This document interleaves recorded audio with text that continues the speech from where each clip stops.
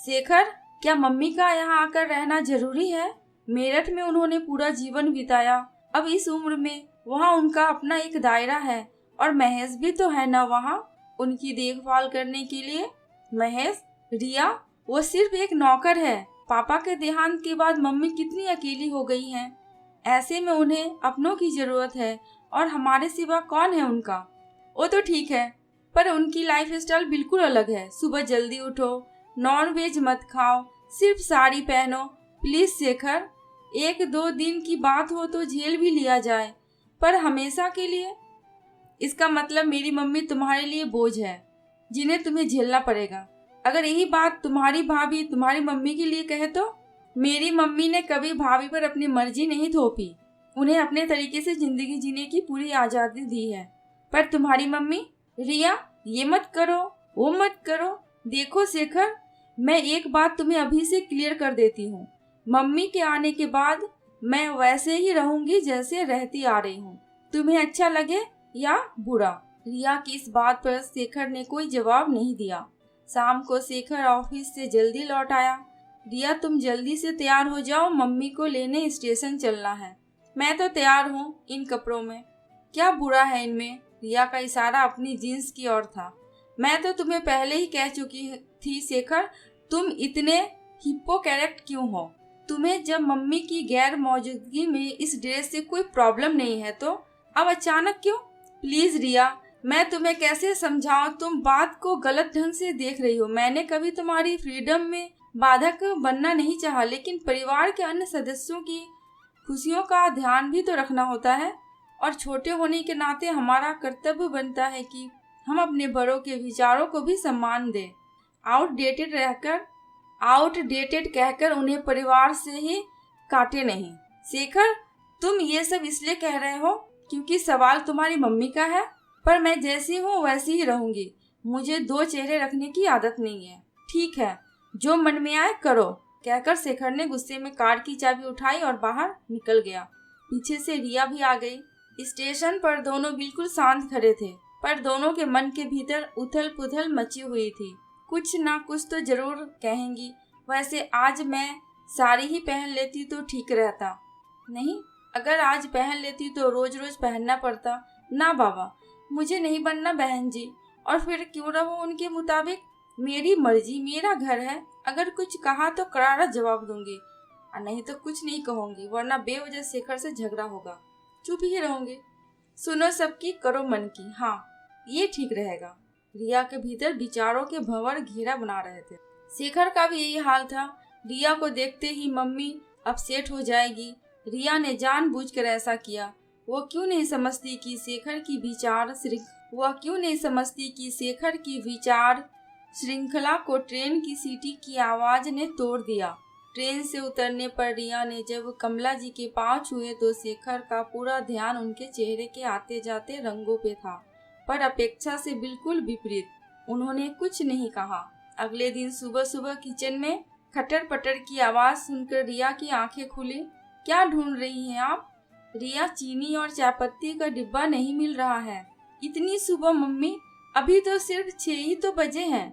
सुबह हो चुकी है बेटा, देर से उठना अच्छा नहीं है। तुम देर से उठोगी तो शेखर भी देर से उठेगा। कितना वजन बढ़ गया उसका। मोटापा अपने साथ ढेरों बीमारियां भी लाता है। अब जाकर उसे उठाओ। उफ, कितना बोलती हैं सुबह सुबह। अभी से इतना भाषण, पता नहीं आगे क्या होगा। रिया रैक से चीनी का डिब्बा उतारते हुए सोचने लगी। डिब्बा मुझे दो, तुम शेखर को उठाओ। उठो शेखर। रिया ने शेखर को इतनी तेजी से झकझोरा कि शेखर हड़बड़ा गया। क्या हुआ, ये तुम अपनी मम्मी से पूछो। रिया बेटा, इधर तो आओ। ओ गॉड, तुम्हारी मम्मी एक पल सांस भी लेती है या नहीं? चलो तुम उठो, नहीं तो थोड़ी देर में आवाज लगा लगा कर सारी कॉलोनी को जगा देंगी। रिया और शेखर कमरे से बाहर आ गए। रिया, शेखर टिफिन में क्या लेकर जाएगा? मैं तैयारी शुरू कर देती हूँ। शेखर खाना लेकर नहीं जाते, ऑफिस में ही कुछ मंगाकर खा लेते हैं। क्यों शेखर, ये शौक कब से लगा लिया? रोज बाहर का खाना? क्या करूं, ऑफिस 9 बजे निकलना होता है। काम वाली बाई तब तक नहीं आती। बाई? रिया ने जॉब कर ली है। नहीं, वो मुझसे खाना अच्छा नहीं नहीं, वो मुझसे खाना अच्छा नहीं बनता। वैसे भी मुझे कुकिंग में कोई इंटरेस्ट नहीं है। रिया ने सफाई दी। कोई बात नहीं, मैं तुम्हें खाना बनाना सिखा दूंगी। और कमला जी उठकर किचन में चली गई। देखो शेखर, अपनी मम्मी को समझा दो, मुझे कुछ भी नहीं सीखना है। मैं जितना जानती हूँ मेरे लिए उतना ही काफी है। तुम मुझे ऑफिस जाते हुए संजना के घर ड्रॉप कर देना। तुम्हारा दिमाग तो ठीक है? मम्मी को कैसा लगेगा? तुम घर पर ही रहो। शेखर, तुम मुझसे ऐसे कैसे बात कर रहे हो? देखो, मम्मी ने आते ही अपनी हुकूमत चलानी शुरू कर दी है। अगर तुम घर में शांति चाहते हो तो मेरा तुम्हारी मम्मी से दूर रहना ही ठीक है, वरना फिर तुम ही कहोगे कि मैंने तुम्हारी मम्मी को इंसल्ट किया। आगे कुछ कहने की जरूरत नहीं है, तुम्हें जहाँ जाना है जाओ, शेखर ने झुंझलाकर कहा और निकल गई। उसके जाते ही रिया भी घर से निकल गई। शाम को जब वो लौटी तो कमला जी घर के बाहर बेचैनी से घूम रही थी। रिया इतनी देर कर दी, फोन ही कर देती, मुझे चिंता हो रही थी। मम्मी, मैं बच्ची नहीं हूँ जो कहीं खो जाती। रिया के शब्दों की चुभन कमला जी को तड़पा गई। रात को खाना खाते समय कमला जी की चुप्पी से शेखर सब समझ गया। मम्मी, कल संडे है, मंदिर चलेंगी? शेखर ने पूछा। जरूर चलूंगी। कहाँ है? घर से ज्यादा दूर है। और फिर बातों बातों का सिलसिला शुरू हो गया। शेखर जानता था जब भी मम्मी का मन अशांत होता तो पापा उन्हें मंदिर ले जाते और मंदिर से लौटते ही वह कहती, मैं अपनी सारी परेशानियां ईश्वर को उनके घर जाकर दे आई हूँ, अब वही जाने। दूसरे दिन शेखर सुबह सुबह उठ गया। उसने जागते ही पूछा, रिया, तुम भी चलोगी ना? नहीं, रिया ने करवट बदलते हुए कहा और सो गई। शेखर और कमला जी मंदिर से लौटकर आए तो सालू बाई बर्तन साफ कर रही थी। सालू, तू बस बर्तन साफ कर ले, आज खाना मैं बनाऊंगी। क्या बात करती हो आंटी, सच? चलो, आज मेरा आदमी खुश हो जाएगा। सालू के हाथ जल्दी जल्दी बर्तनों में चलने लगे। रिया, तुम्हें खाने में क्या पसंद है? मुझे? आप शेखर से पूछ लें। चलो ठीक है। कमला जी पूरे उत्साह से खाना बनाने में जुट गई। लंच के वक्त पहला कौर खाते ही शेखर बोला, मम्मी, आज बहुत दिनों बाद इतना अच्छा खाना खा रहा हूँ, वरना सालों की बनाई सब्जी में तेल ज्यादा और सब्जी कम नजर आती है। क्यों रिया, क्या शेखर सही कह रहा है? नहीं तो ऐसा कुछ नहीं है। रिया ने भावहीन चेहरे से कुछ इस तरह कहा कि खाने की बात वहीं खत्म हो गई। शेखर, सुबह जल्दी उठ जाना, कल से हम सब सुबह थोड़ी दूर घूम कर आया करेंगे। मैं तो बिल्कुल नहीं जाऊंगी, रिया ने हाथ खड़े कर दिए। सुबह शेखर जल्दी उठ गया। पार्क में घूमते हुए वह इंतजार करता रहा कि मम्मी शायद कुछ कहे, पर ऐसा कुछ नहीं हुआ। फिर यह रोज का सिलसिला बन गया। एक दिन कमला जी बोली, रिया, मैं सोच रही थी कि सालू से खाना बनवाने के बजाय क्यों ना हम दोनों मिलकर। नहीं मम्मी, बिल्कुल नहीं। कल आपको ही लगेगा कि मैंने घर का सारा काम आप पर डाल दिया। प्लीज, जैसे चल रहा है वैसे ही चलने दीजिए।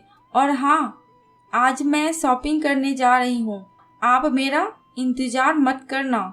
शाम को जब रिया लौटी तो उसके हाथों में कई बैग्स थे। कुछ लाई हो? हाँ, अपने लिए कुछ कपड़े। लाओ, मैं भी देखूं।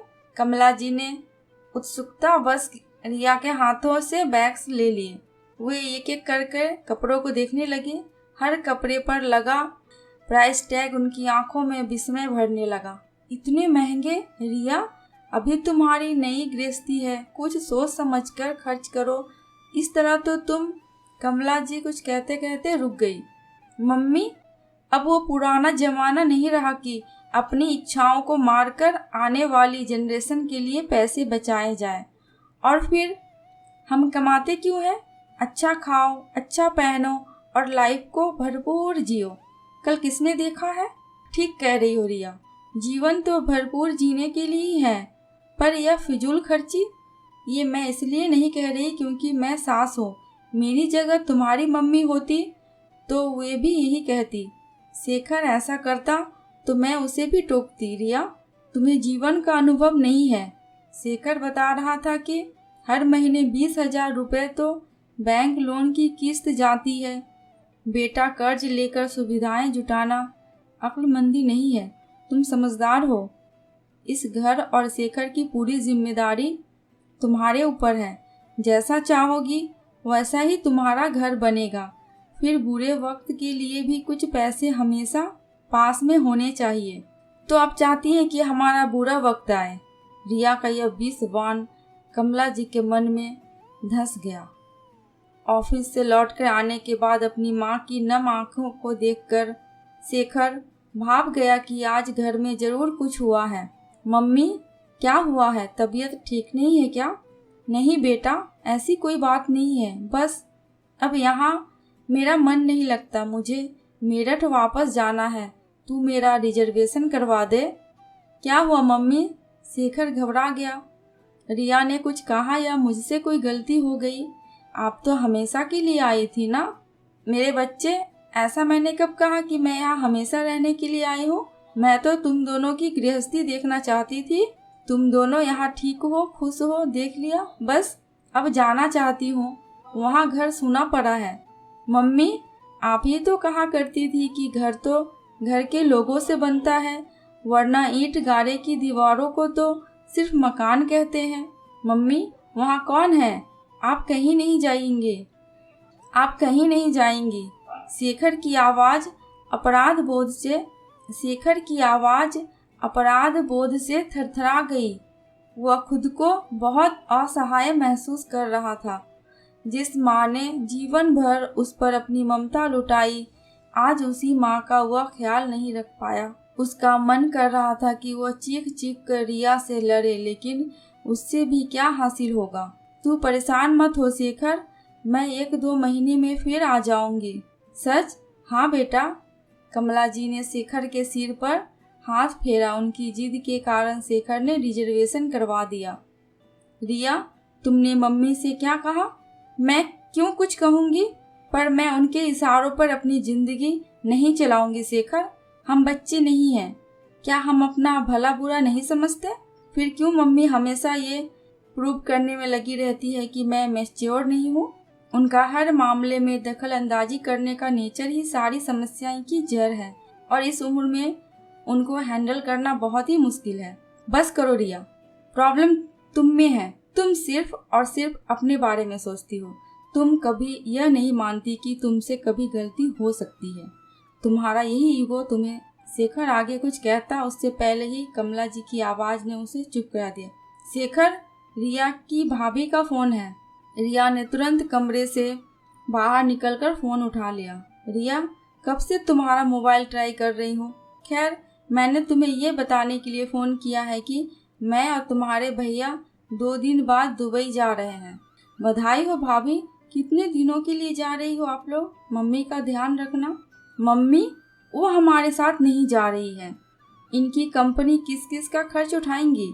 मम्मी यहीं रहेंगी। उनके लिए मैंने एक नौकरानी का इंतजाम कर दिया है। यह कैसे हो सकता है भाभी? रिया, अब तो निर्णय हो चुका है, और हम भी कब तक उन्हें अपने साथ बांधे घूमेंगे? वैसे भी हमें 2 साल बाद तो वापस इंडिया आना ही है। 2 साल भाभी? रिया, मैं तुमसे बाद में बात करती हूँ। दरवाजे पर कोई है। फोन कट गया, पर रिया भूत बनी फोन को हाथ में लिए खड़ी रही। क्या हुआ रिया? अभी तो तुम भाभी को बधाई दे रही थी, और अब? शेखर, भैया भाभी दुबई जा रहे हैं और मम्मी अकेली रहेंगी। ये कैसे हो सकता है रिया? अभी तो 2 महीने पहले ही तो उन्हें हार्ट अटैक हुआ था। उन्हें तो बहुत केयर की ज़रूरत है। यही तो मुझे भैया पर बहुत गुस्सा आ रहा है। भाभी को छोड़ो, पर भैया को तो मम्मी का ख्याल होना चाहिए। मम्मी अकेली कैसे रहेंगी? रिया रुहासी हो गई। रिया, तुम्हारी मम्मी अकेली कहाँ है? तुम रहोगी ना उनके साथ? शेखर, तुम कल ही पूना जाकर रिया की मम्मी को ले आओ यहाँ। रिया भौचक्की रह गई। और नहीं तो क्या, वो यहीं रहेंगी तुम दोनों के पास। रिया, जब तुम छोटी थी और तुम्हें उनकी ज़रूरत थी तो वह तुम्हारे पास थी। आज उन्हें बच्चों का ज़रूरत है तो तुम्हें उनके साथ होना चाहिए। क्यों शेखर? हाँ मम्मी, आप बिल्कुल ठीक कह रही हैं। मैं कल ही मम्मी को लेने जाता हूँ। भैया के वापस आने तक वे हमारे पास ही रहेंगी। रिया अपनी धुंधली आंखों से कभी शेखर को तो कभी कमला जी को देख रही थी। जो रिश्ता उसके लिए बोझ से ज्यादा कुछ नहीं था, आज उसी रिश्ते ने उसके आंसुओं को अपनी हथेलियों पे ले लिया था। उसका मन आत्मग्लानि से भर उठा। मम्मी, शेखर मेरी मम्मी तो तभी लेने जाएंगे जब आप वादा करेंगे कि आप अब हमेशा हमारे साथ रहेंगी। हमारे साथ नहीं बल्कि हम आपके साथ रहेंगे, क्योंकि यह घर आपका है। और हम रिया आगे कुछ नहीं कह पाई और रोने लगी। मेरी बच्ची, हम सब हमेशा साथ रहेंगे। उन्होंने रिया को गले से लगा लिया। दोस्तों, आपको ये कहानी कैसी लगी प्लीज कमेंट करके हमें जरूर बताना। अगर थोड़ी सी भी अच्छी लगी हो तो प्लीज मेरे चैनल को सब्सक्राइब करके मेरी वीडियो को लाइक एंड शेयर कर देना। अंत तक वीडियो में बने रहने के लिए आपका दिल से बहुत बहुत शुक्रिया।